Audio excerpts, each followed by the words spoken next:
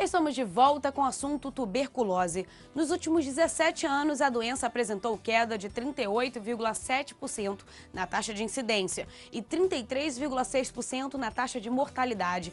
A tendência de queda em ambos os indicadores vem se acelerando ano após ano em um esforço nacional de combate à doença. O doutor Alexandre Milagres explica agora quais são as formas de transmissão e prevenção da tuberculose. Doutor, há um período em especial em que essa doença, o número de casos dessa doença aumente? Essa doença, a transmissão da doença é pessoa a pessoa. Então, se eu estou com a doença tuberculose, ao tossir, eu posso colocar no ambiente onde eu estiver as bactérias, bilhões de bactérias que vão ficar voando naquele ambiente. Uma pessoa, ao inspirar, ela vai colocar para dentro uma parte dessas bactérias. Isso não significa que a pessoa vai adoecer. Sim. Mas é óbvio que se você, no inverno, se as pessoas estão em ambientes fechados mais frequentemente do que em outros momentos do ano, a possibilidade das pessoas se infectarem com o bacilo da tuberculose aumenta, é maior. Mas isso não significa que a pessoa vai, a partir daquele momento exato, transformar aquela infecção em doença. A ponto de que a gente diz que 1/3 da população do planeta está infectado com o bacilo da tuberculose. É uma grande bobagem a gente ter preconceito, estigma contra o portador da tuberculose, e às vezes até o próprio paciente de tuberculose se sente um indivíduo de segunda categoria. É bom que eles saibam, bom que saibamos todos, que 1/3 da população do planeta, e às vezes num local de maior carga de doença, metade da população daquele local tem a bactéria dentro de si. Então, não se justifica de forma alguma a gente ter estigma em relação ao portador da tuberculose. É evidente que o paciente que já sabe que está com a doença, é bom que ele, por exemplo, uma das principais formas de contaminação é a contaminação intradomiciliar, aquela que o indivíduo com a doença passa para os seus próximos, para os seus pares, esposas, filhos, pais, enfim.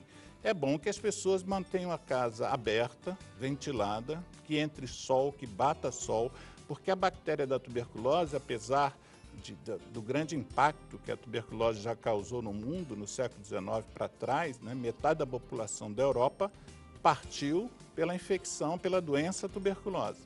É evidente que essa bactéria é uma bactéria que, se não for bem cuidada, ela pode causar ainda uma mortalidade grande. 1,5 milhão de pessoas morrem de tuberculose no mundo hoje. Nos dias de hoje, apesar de a gente já ter medicação há mais de 50 anos. É um número bem grande, né? É um número bem grande. Na verdade, nós temos 9 milhões de casos novos de tuberculose no planeta por ano, casos novos, e desses 9 milhões, infelizmente, não se detectou, não se detecta 3 milhões de casos. A campanha, inclusive, da Organização Mundial de Saúde deste ano foi: vamos tentar descobrir mais casos do que nós já descobrimos. Quer dizer, 3 milhões significa 1/3 do que a organização estima para o ano, por exemplo, de 2015, 1/3 disso não foi descoberto. E é possível prevenir essa doença e quais são as formas de prevenção? Existe uma forma de prevenção na infância, que na verdade é uma prevenção dos casos mais graves da tuberculose, por exemplo, a meningite tuberculosa, que é a vacina BCG. A vacina é uma vacina que já é produzida no Brasil desde a década de 30, é uma vacina que tem seu papel ainda, mas ela não protege para além disso, ela não protege um adulto. Não adianta você hoje se preocupar com esse tema: não foi vacinado e vou querer me vacinar, ela não é eficaz.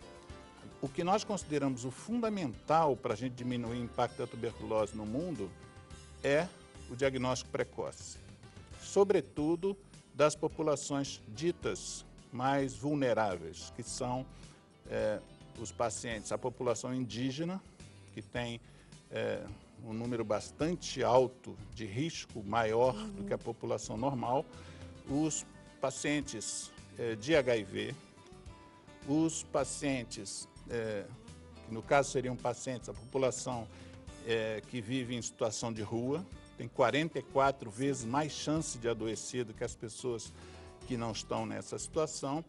Os privados de liberdade, existe uma preocupação grande com os privados de liberdade, porque eles vivem, como a doença se propaga de pessoa a pessoa, eles vivem num ambiente absolutamente insalubre e com um atendimento sanitário que efetivamente não é adequado.